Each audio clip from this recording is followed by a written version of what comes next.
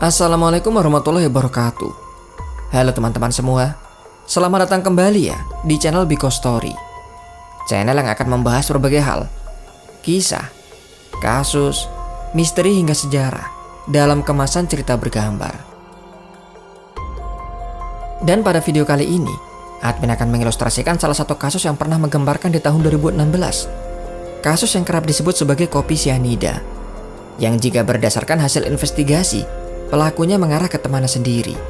Meski juga masih ditemukan kejanggalan pada kasus ini.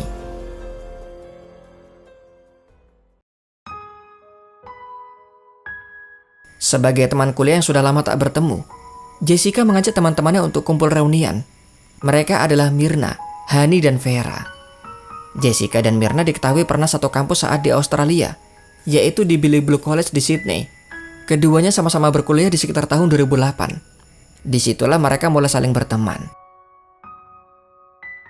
Jessica atau yang bernama lengkap Jessica Kumala Wongso merupakan anak bungsu dari pasangan Imelda Wongso dan Winardi Wongso.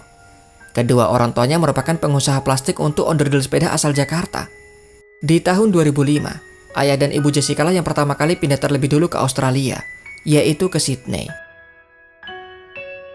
Sehingga ketika ia menyelesaikan SMA-nya di Jubilee School di tahun 2008, ia pun akhirnya ikut pindah ke Australia.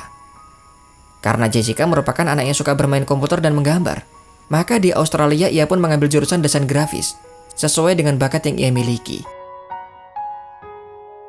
Sementara sahabatnya Myrna memiliki nama lengkap Wayan Myrna Salihin, lahir pada tanggal 30 Maret 1988, dan merupakan anak sulung dari pasangan Edi Dermawan Salihin dan Niketut Sianti Oso. Myrna sendiri sebenarnya memiliki saudara kembar bernama Made Sandi Salihin. Dan untuk pekerjaan, diketahui Myrna pernah bekerja sebagai Creative Art Director di Miska Design. Di Oktober 2014, ketika itu Myrna masih belum menikah. Ia dan Arif Sumarko sang kekasih sempat bertemu Jessica di Sydney. Dalam pertemuan itu Jessica memberikan hadiah ulang tahun kepada Myrna, yaitu sebuah daster. Arif menjelaskan Myrna sempat memberikan nasihat kepada Jessica, yaitu terkait kekasih dari Jessica bernama Patrick O'Connor, yang menurut Myrna sangat kasar, suka obat-obatan dan juga terlilit utang. Myrna menyarankan Jessica mengakhiri hubungan mereka.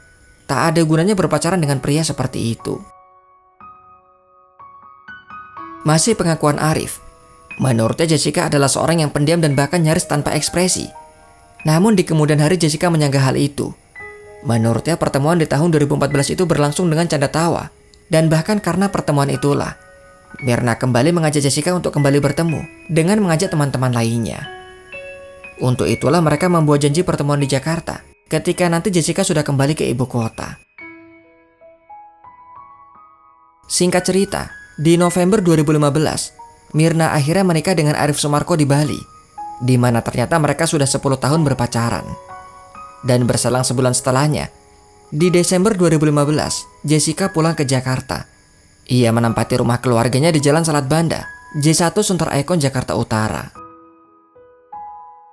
Pada saat itulah Jessica kembali menghubungi Myrna juga teman-teman lainnya. Ajakan itu disampaikan menggunakan WhatsApp, di mana ternyata mereka memiliki sebuah grup.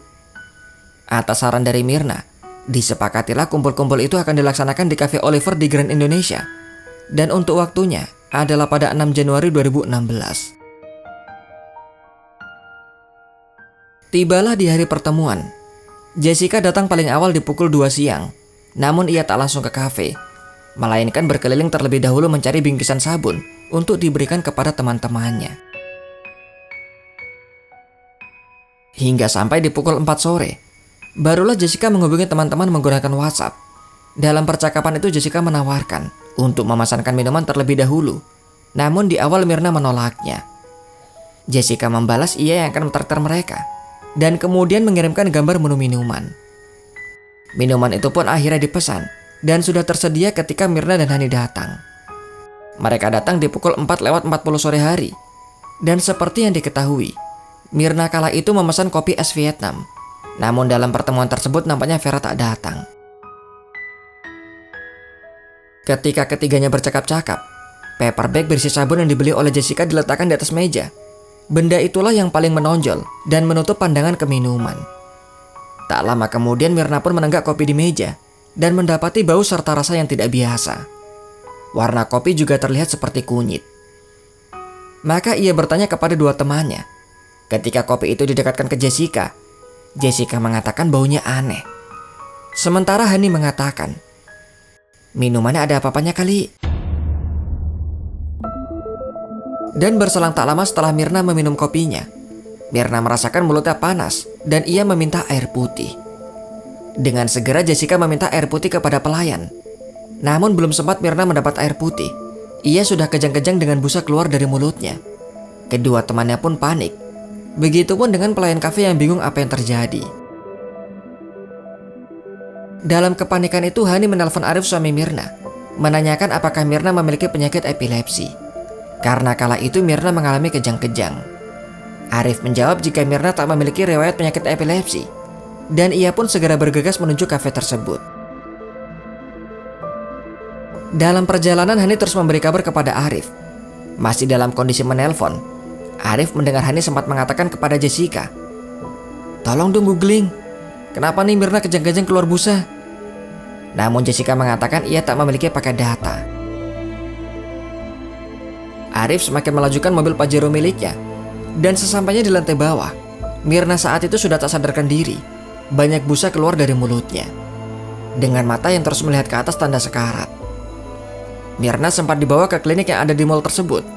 Namun dokter Joshua yang memeriksanya mengatakan, ia tak menemukan masalah pernapasan ataupun denyut nadi. Maka diputuskan untuk dilarikan ke rumah sakit Abdi Waluyo. Tanpa menunggu ambulan, ia langsung dievakuasi menggunakan mobil Pajero milik Arif.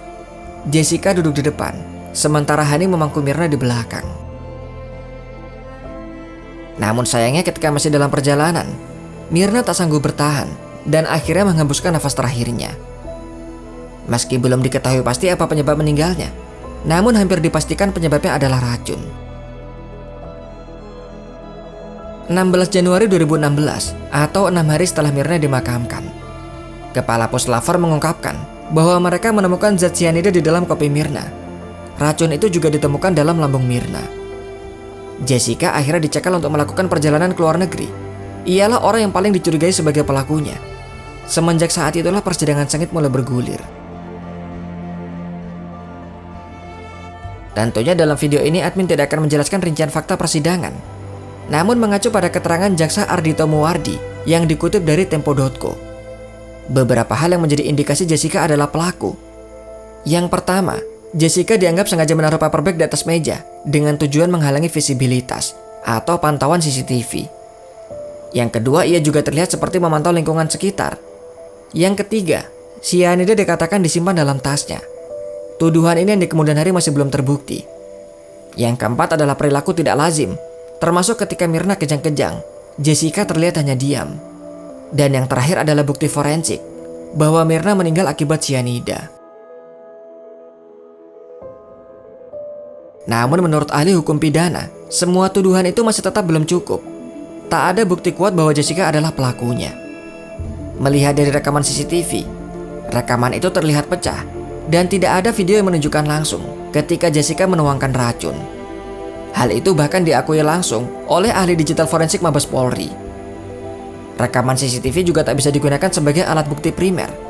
Harus ada alat bukti yang digunakan sebagai tindak kejahatan itu sendiri. Hal lain yang menjadi perdebatan adalah kopi berisi cyanida yang diperiksa oleh Puslapfor, yang bahkan salah satu sampelnya menunjukkan negatif cyanida.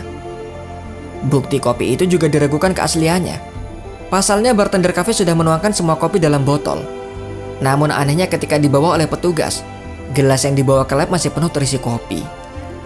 Serta masih banyak lagi perdebatan lain yang tidak bisa admin tuangkan dalam video ini. Meski ada banyak kejanggalan menurut para ahli, namun setelah persidangan selama 32 kali, di tanggal 27 Oktober 2016, hakim menjatuhkan vonis 20 tahun penjara kepada Jessica, sesuai dengan tuntutan jaksa penuntut umum. Terkait dengan motif, hakim mengatakan motifnya adalah karena sakit hati, pernah dinasihati oleh Mirna. Namun hingga saat itu pun Jessica tetap mengatakan, ia tidak membunuh Mirna. Jika kalian mengetahui informasi lainnya, atau terdapat kesalahan dalam video ini? Silahkan berikan komentar kalian. Sampai di sini kisah dari admin. Sampai jumpa kembali di video selanjutnya. Wassalamualaikum warahmatullahi wabarakatuh.